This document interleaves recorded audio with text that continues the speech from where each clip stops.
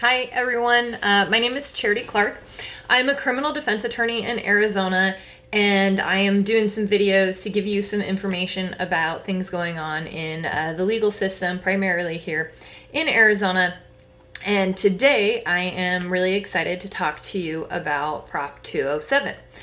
We've got Christmas coming up, and the voters here in Arizona gave everyone a really nice gift of passing by a very large margin the proposition that legalized recreational use of marijuana.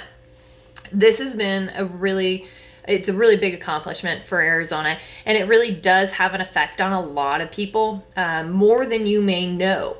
It doesn't just mean everybody gets to smoke pot, and if you're a marijuana fan, this is only important to you. It's really important to everyone.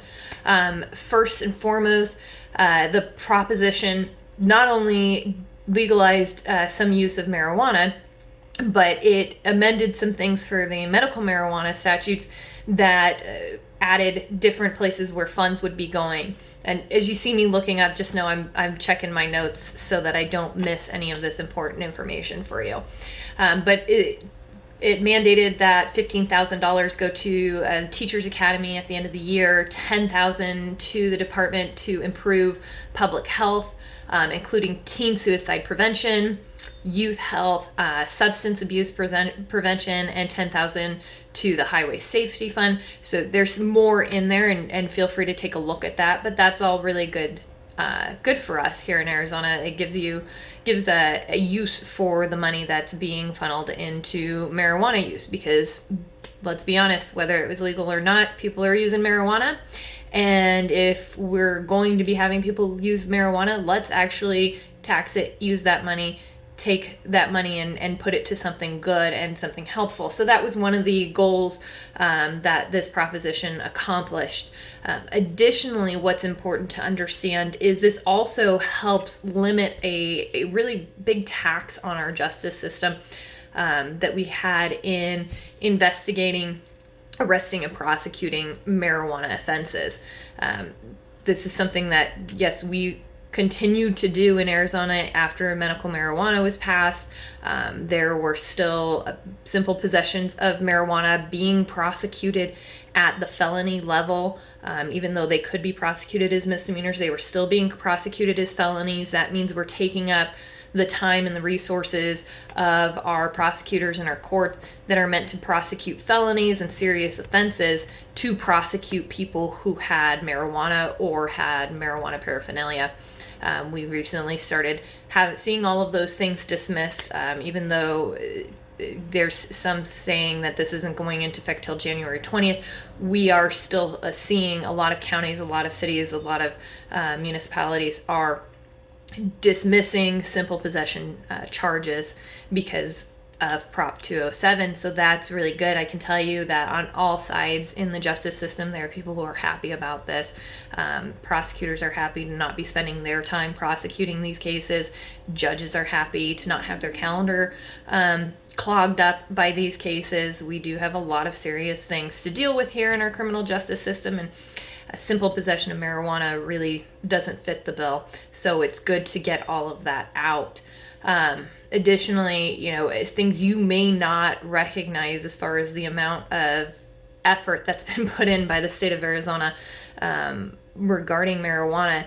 Even with the passage of the Medical Marijuana Act, we were still having undercover investigations being set up in order to arrest individuals who were conducting what they honestly believed was a legal delivery system. These would be individuals who had their medical marijuana card, were essentially kind of doing like an Uber Eats of medical marijuana to other people with their marijuana card. Unfortunately, that was not protected under the Medical Marijuana Act, and we had law enforcement all across the state of Arizona setting up stings where they were buying from these delivery people, utilizing the delivery people, doing so on several different dates of offense in order to set up multiple dates of offense that would make these types of actions prison mandatory. This is a lot of expense for for something that people were doing that they legitimately thought was legal, but they didn't read the act well enough to determine what was and what wasn't legal, and got themselves into trouble. Could law enforcement have simply contacted these individuals and said, hey, what you're doing is not protected by the Medical Marijuana Act? Yeah, they could have. Did they? No. Instead, we used a lot of police resources to investigate these, arrest people, put up multiple dates of offense so that when these individuals were charged, they would be looking at mandatory prison if convicted, and it would make it a lot easier to plead them to a lower offense. So that's just a little tidbit of information as to how we've treated marijuana here in Arizona. It's also a warning and a good reason to watch the rest of this video, because not everything is legal about marijuana. Our laws criminalizing the sale and transportation of marijuana for sale, all of those still apply. So you can still be looking at high-level offenses if you do not comply with what's in Prop 207 specifically. So I want to go through that with you so that you understand the options that you have, what you can do, what you can't do, and you can avoid getting yourself in trouble. Because while I would hope we don't spend a lot of resources trying to trap people into offenses that are somewhat outside of what this proposition allows, we've done it before. I can see us continuing to do that here in the state of Arizona. So you really want to pay attention. I'm going to break this up into more than one video. That way you're not sitting here listening to me yammer on for 30 minutes. So join me for the next video, and I'm going to get into the brass tacks about what the proposition has legalized, and again, what is still illegal, what those penalties are.